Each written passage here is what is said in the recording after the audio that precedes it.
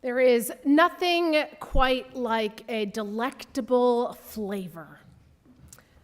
Now, Jen asked the kids to do this and us, but I'm going to ask you to do it again. So imagine with me your favorite food. Go ahead. Imagine it. Picture it. Imagine that you're eating it. Now, perhaps it's something that your grandma used to make. Or perhaps it was something you ate at the restaurant when you were engaged. Or perhaps it was something you ate while on an amazing vacation. Or perhaps it was something you taught yourself how to make. These memories of food can help connect us to a specific time, a specific place. They help us span decades and states. They help us connect with people that have gone before us. And before us is set a table with bread and wine, well, gluten-free bread and grape juice in our case. But this table might very well contain the disciples' comfort food. They might not have associated comfort food with mashed potatoes, but of unleavened bread and wine when fresh water wasn't always available and there was no refrigerators, so the wine was well preserved. It would have been abundant. So before us is this table.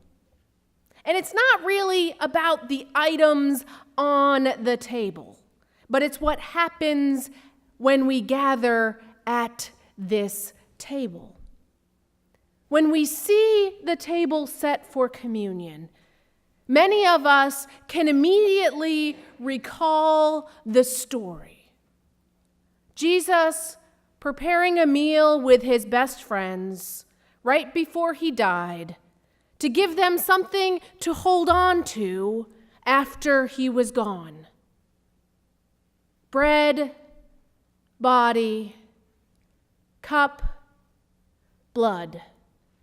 We are immediately connected when we see this table with generations of Christians who have gathered around this very same table. From the first time Pastor Doug Kaler would have stood here and celebrated communion at UCUC, to similar tables. They might look different. Tables of churches we've been at before. So while this story and this table might not immediately connect us with Christmas, with candy canes, and with sweet baby Jesus, it's true that without this story, we might not be gathered preparing our hearts for Christmas, were it not for the story of the table. Jesus' friends and his followers carried on his teaching and message because Jesus asked them to. He told them that every time they ate bread and drank cup to remember him. And they did. And we do. So were it not for these items on the table, we might not be baking cookies. We might not be deciding whether we should have ham or roast beef or turkey for Christmas dinner or whatever is the tradition in our families. This table, food in general, has a way of connecting us to memories, connecting us to stories. Today, as you were remembering both with the children and at the beginning of the sermon about our favorite foods, perhaps you even had a moment to remember the process of cooking. Standing near a loved one, preparing that favorite dish, learning that secret recipe, about how the flavors will meld together in a way that is unique to your family. Perhaps you learned how a dash of salt in a savory dish will help bring out the flavors. Perhaps you realized how that dash of salt in the sweet dish is just as important to enhance the chocolate flavor, or whatever is that sweet dish that you remembered.